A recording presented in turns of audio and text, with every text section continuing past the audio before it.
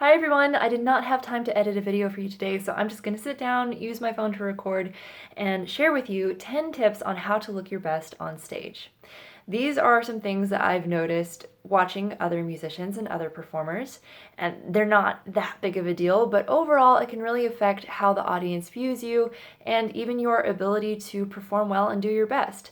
So here are 10 tips, and the first one, I have these all written down, the first one is to film yourself beforehand. Not only do you find a lot of mistakes with your playing, but this can also show you if you are doing strange things with your posture, if you have any awkward movements or motions, and most importantly, well, not most importantly, but this is very important, if you're making any weird or strange faces. I don't know if you've noticed, but myself included, musicians, whenever we focus really hard, we can make some very strange faces, and it's very unattractive, and the audience will notice. I've noticed other musicians doing that before, so catch it beforehand.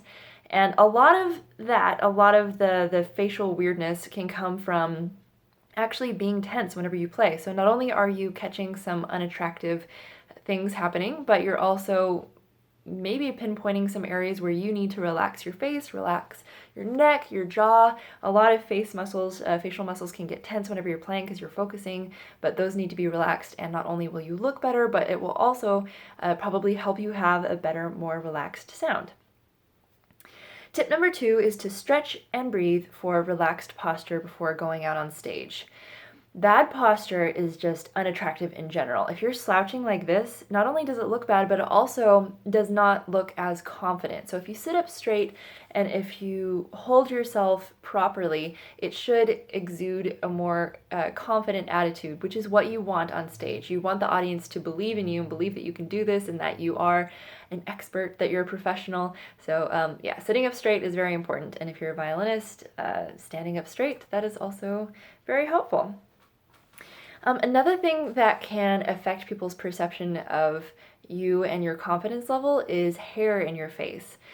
Hair, of course, can also get in the way of your playing, of your performance, which is very distracting. I have that happen all the time, which is why in a lot of my performances I try to, if I braid my hair, I'll braid it on the other side, I'll pull it back in a straight ponytail, anything to keep it out of the way of the instrument. But not only does hair get in the way of playing sometimes and even seeing, but it can also again kind of show a lack of confidence to the audience, because if your hair is all in your face, all in front, that kind of looks like you're hiding. So even if you're not purposefully trying to use your hair to cover or hide your face, it's still going to come across that way to the audience. So pull it back. If you have bangs, this is not a strict rule. I perform with bangs down all the time, but I think it's even better if you can pin them back or just braid them to the side, and it just allows a more direct sight line for the audience to see your face, and I think it allows for more connection as well.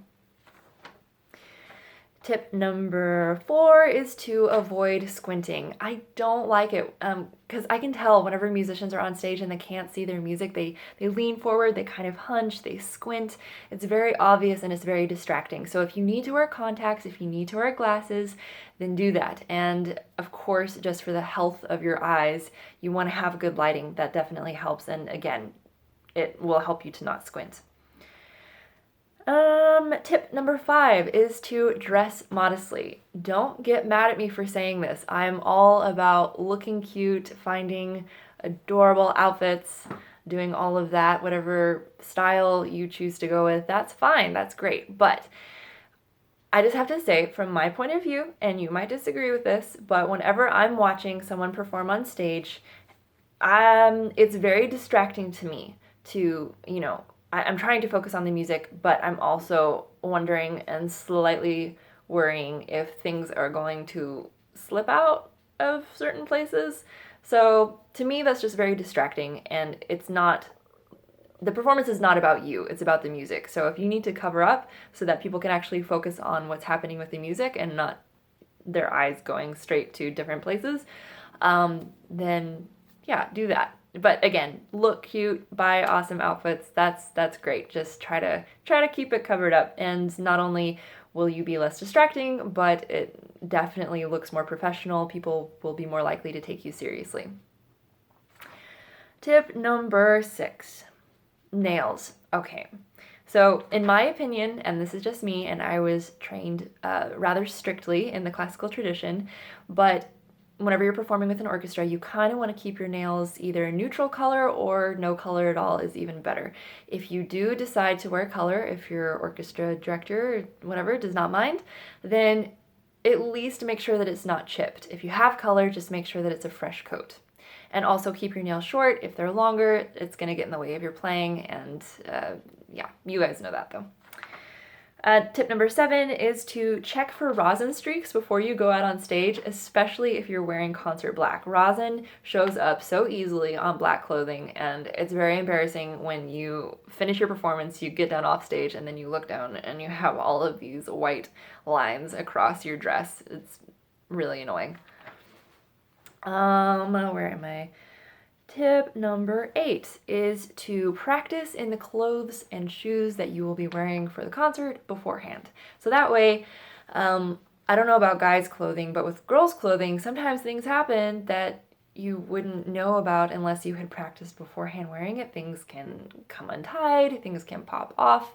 So just to be aware of that. And if you want to wear heels, that changes as a cello player. If you wear heels, it changes the height of your knees. So you want to be prepared and know how to set up your end pin and how to hold your cello beforehand.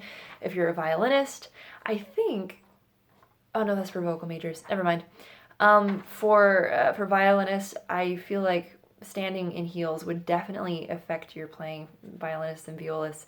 So it's always good to practice ahead of time, especially whenever I do recitals. I always make sure that the dress, is wide enough. I go through my entire recital material run through thing before I actually go out on stage and make sure that everything is working.